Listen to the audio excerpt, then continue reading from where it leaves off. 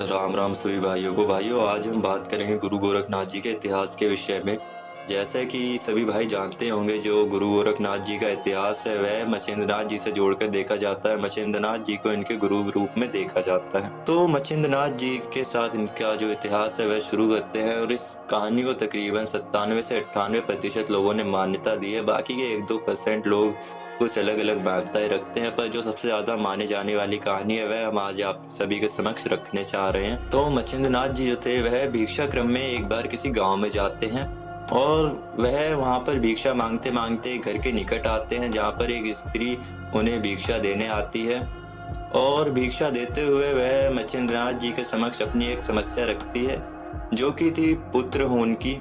क्योंकि उस स्त्री को पुत्र नहीं होते थे, तो वह अपनी समस्या उनके सामने प्रकट करती है। तो मछिंद्रनाथ जी जो थे वह सिद्ध महात्मा थे, तो वह अपने शक्तियों के बल पर उस महिला को एक चुटकी बबूत देते हैं और कहते हैं, इसको ग्रहण करिए, आपको जल्द ही पुत्र प्राप्ति होगी और आपका पुत्र बहुत तेजस्वी होगा, और उसका नाम जो है वह हर तरफ लिया जाएगा, जगत में बहुत प्रसिद्ध होगा वो आगे चलकर। और यह कहकर मछिंद्रनाथ जी जो थे वह अपने कार्य में लग जाते हैं। भिक्षा मांगते हुए फिर से भ्रमण करने लगते हैं, और कुछ 12 वर्षों बाद एक बार फिर से भ्रमण करते करते वह उसी गांव में आते हैं, और भिक्षा मांगते हुए फिर से उसी घर के निकट आते हैं। और तब उन्हें याद आता है अपना वह वचन जो उन्होंने उस स्त्री को दिया था। वह आशीर्वाद उन्हें फिर से याद आता है, और उसी घर के निकट आकर वह फिर से भिक्षा मांगते हैं। तो वह स्त्री बाहर आती है।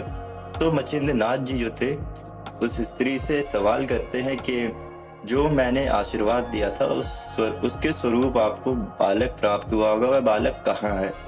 वह स्त्री कुछ बोल नहीं पाती, और लज्जा करते हुए वह स्त्री उन्हें बताती है कि मेरे पड़ोस में जो महिलाएं थी उन्होंने मुझे बहुत ज्यादा सुनाई और कहा कि ऐसे चलते हुए किसी साधु की बात मानकर आप उसकी दी हुई बबूत कैसे खा लोगे, और उसकी बहुत ज्यादा हंसी मजाक उड़ाई।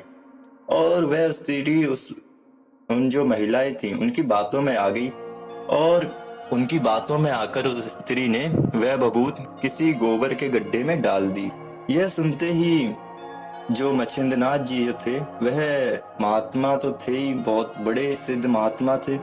तो उन्होंने अपने ध्यान बल के प्रभाव से देखा कि वह बालक उस गड्ढे में है, तो वह वहां पर जाकर आवाज लगाते हैं, और वहां से एक बहुत ही तेजस्वी बालक निकलता है, तेज नैन नक्श वाला, और उसको लेकर वह वहां से चले जाते हैं। तो यह थी गुरु गोरखनाथ जी की कथा, जो कि उनके जन्म कथा से संबंधी है। और जो मछिंद्रनाथ जी जो थे उनके नाम जो दो थे, एक थे मीनानाथ और एक था मछिंद्रनाथ, जिसके ये दो नामों से यह लोकप्रिय हुए थे बहुत ज्यादा। और नाथ में आदिनाथ और दत्तात्रेय के बाद जो सबसे प्रसिद्ध गुरु थे, नाथ थे, वह मछिंद्र नाथ ही थे। और आगे चलकर आपको और नाथों के विषय में भी बताएंगे और उनके विषय में भी वीडियो बनाएंगे, और मछिंद्र नाथ जी के जीवन पर भी एक वीडियो बनाएंगे।